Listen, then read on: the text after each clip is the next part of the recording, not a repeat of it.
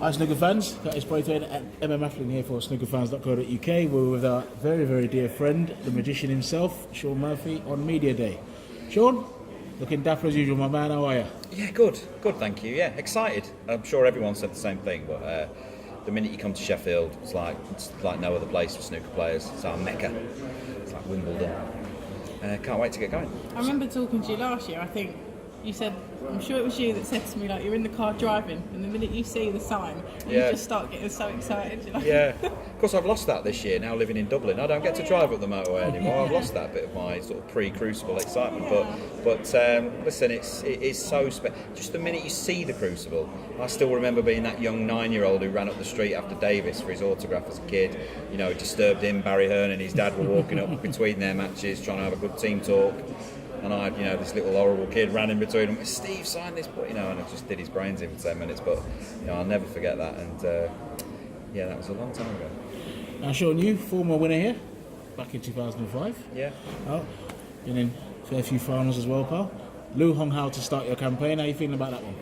Yeah, actually, I think in a funny way, I actually think we're both in the same boat because I've had a terrible season, and he's a rookie. So we've both really got a bit of a free crack, like a free shot at each other. No one is expecting anything of me this week, least of all myself. And of course, as the rookie, he goes out there with absolutely no pressure whatsoever. So, we're going to shake hands and probably have a real fair fight and just go at each other because we've both got nothing to lose. What a fabulous season he's had, as I say, as a young man, rookie, first year on pro, to get to the Crucible. Yeah. Like, that's massive. And I think he had a run in one of the Home Nations events as well. English Open, he beat Ron. He nearly beat Ron. So he's shown that he can play, Yeah. So listen, I'll have to do what I haven't done all season, which is find a few performances and bring my A game out. You know what they say, Shaun? There's that old saying, mate, form is temporary and class is permanent, mate. And your resume shows that you're class, pal. I've been won the Triple Crown, mate, so I wouldn't think it's long before you're back in the winning enclosure, mate. And I, for sure, as long as Emma does as well, I hope it's very soon, pal. Thanks very much. Thank you. Listen, I just, I hope it is soon because I don't fancy my chances at Q School. So if I keep dropping down the rankings, I'm dropping like a stone. There was a time a few weeks ago I was looking at the list thinking, I might have to go to the qualifiers here. I'm going to be at the qualifiers soon. And you see the likes of Ali Carter and Graham Dott, they're battling through, they got through. Day. You just don't want to be there. Yeah. Stevie Maguire was there a couple of seasons ago. These aren't places you want to go to. Williams as well. Exactly. So, Ding came through the qualifiers a few, so he got to the final. So there are pros and cons to it. But listen, I'd rather be in the 16 than not. And that's for next season. That's my job next season is to start trying to climb back up the rankings a little bit. You're down in there sort of mid-teens isn't where you want to be. I mean, the only good part of that is that because you won't have bundles of money coming off because the season's not been great. So when you do buzz in a couple of years' time, which I'm sure you will, like I said, because you'll get your form back. There's no doubt about that. You can rocket up the rankings, but everybody else losing points around you. Listen, in a couple of years, I'll be flying up the rankings. I'll have about 4 points to defend, which will be sweet. But no, at the moment, it's not been a great season. It's been a season to forget. I had a little run in the Scottish to the final there before Christmas, and I thought things had turned. Then I lost to Barry down at the Masters in Ali Pally, and it's just been a real spiral of bad performances and then some good performances, but getting beaten by people who've played really well. I didn't make the China Open. Adam Stefanov played great in my qualifier. A lot of people said that I must have played tech, but I didn't. He played really, really well. Fully deserved the win. And as I say, I come here. I'm not overplayed. I'm not burnt out. You're fresh. That's for I'm sure. Fresh. They've got plenty in the tank. So listen, I'm looking forward to it. Absolutely, pal. Shaun, you've recently moved to Ireland. How's life now? How's Ireland treating you? Brilliant. I mean, my family come from Ireland. They come from Kildare, a little place called Kilcock. Historically, that's where my grandparents are from. My great-grandparents are buried there. So I have a connection there anyway. Obviously, meeting Elaine and, having 2 kids. The connection is much, much stronger. So it's fabulous being there. I just sound too English to live in Dublin. Correct. I just sound far too English. Good stand morning. out. Good morning.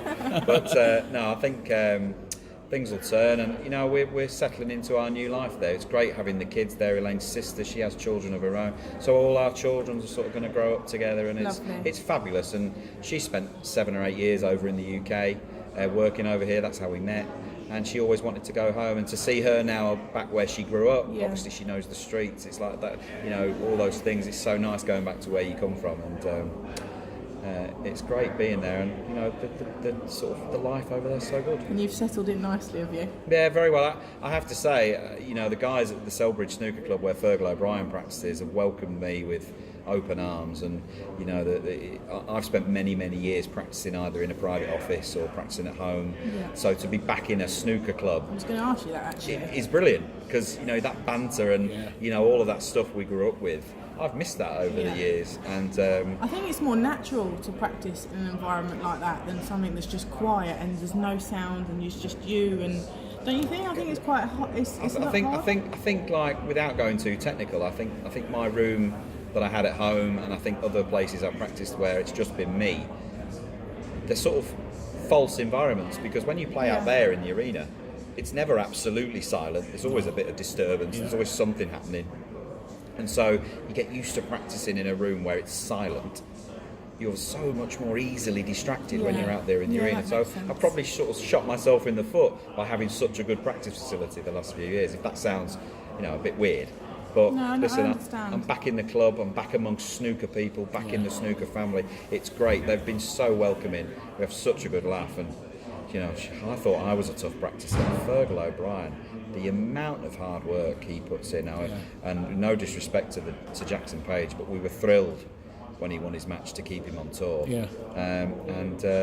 You know, he's really helped me out a lot, so I owe him a lot over the last 12 months. You know, Shaun, talking about that, I mean, just going into Fergal for a minute, because for one, I let everybody know Fergal is an amazing guy as well, because people don't see the character that he has. They just see him as a hard-working guy, keeps himself to himself. Yeah. He's got a fantastic character, hasn't he? Oh, the sense of humour. Yeah, you told me that. And he just destroy you, you know, with a one-liner or something, and he's obviously been in that club for like a long time.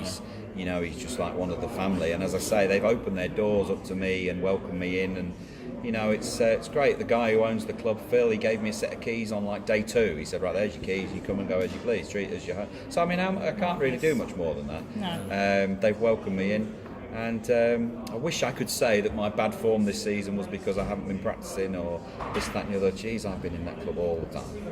So I hope it's going to turn. This week was as good as any. Absolutely, pal. Shaun, just your thoughts quickly on, we have got James Cahill here, qualified as the first amateur ever to get to the Crucible. Just quickly your thoughts on that, and just a little your thoughts on that. I think it's a really peculiar one. I think it's really strange having an amateur play at the World Professional Championship. I like James Cahill a lot. And I think he's a really strong player. He's been on the tour before.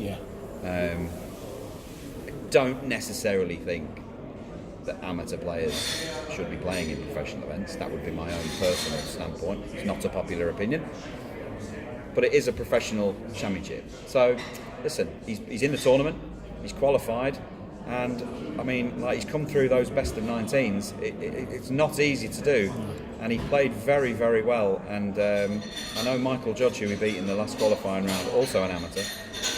You know, he was desperate to get here and get over the line. So James has played well. James beat me in the Welsh Open this year and played very well in that match too. So I think in an interview somewhere he said something along the lines of that he didn't really consider himself an amateur player, having been on the tour, and he's probably right. I mean, he's good enough to be here. He's shown that.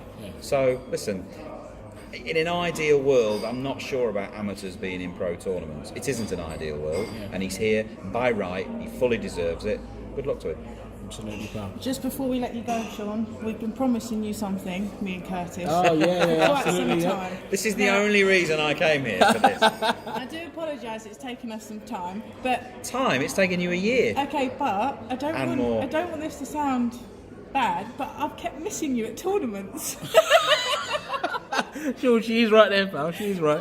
Just doing it round the side there. You've got all the World Snooker merchandise, so we have to sign all the cues and the programs. I said to the girl Katie, who's on the desk there, I said, "Do you know what page I'm on?" She went, 32. It used to be much nearer the front.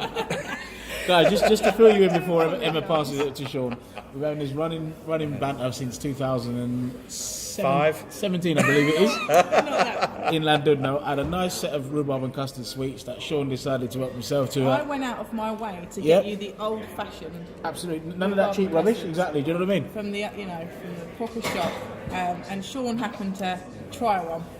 and That's steel ones. Probably the word. he's wanted his own kind of cluster ever You since. promised me my own selection of rhubarb and custard. You said, "Don't worry, I'll sort you out." That's over a year ago. well, These it's better just- be good. These rhubarb and Mate, custard. And these better be You good. see, we actually went to a sweet shop to get them proper. Right. None of the cheap rubbish, mate. And this is another thing, right? Because we bought quite a lot, I don't want you to laugh at the packaging, but I've had to. They're not in a bag. Yeah, we had to do them like that for you. Do you know what I mean? But It's like your packed lunch. It's Okay. like a school packed bit of lunch. class. They're in tissue, and then they're in foil as well. I do apologise for the. He didn't Give care. Yeah, it's true. Appearances mean quite a lot to me. Appearance so mean I'm quite everything to Emma. embarrassed I'll be about honest with you that. guys. I just said just give the get him how he takes them. Do you know what I mean? But Now it feels like there's quite a few in there. there you go. You see. They will not make it to tomorrow. Well, look. That's got a cup of tea in my room written all over it. If you like Thank them, you. Good night. Let me I know. think you should have a look. Seamus, I think you should try one actually. We're going to go in. Oh no, because now you've got to open my That's terrible all right. That's packaging. all right, mate. You should try them though. Proper these ones, mate. You can tell. Oh. There you go. Would you like one? No, thank Would you, like mate. one? No, they're all Would you yours. like one? They're all yours, mate. No, thank They're all you. yours, pal. Okay. We wouldn't dare take Thank you very one. much. So you guys, there you have it, mate. Yeah, sorted, mate. Absolutely sorted. Oh, Proper gear that Seamus. I told you. That's me finished. So get your laughing gear on that side. right, we'll let you go now. I think we've covered everything, haven't we? Absolutely. But Sean, look, on a serious note, mate, me and Emma wishing you the very, very best for the next couple of weeks here at the Crucible Palm. We'd love to see you back in a winning enclosure, son. Thank you so much. All Cheers. the luck, best, Sean. Sean. Thank Cheers, you. mate.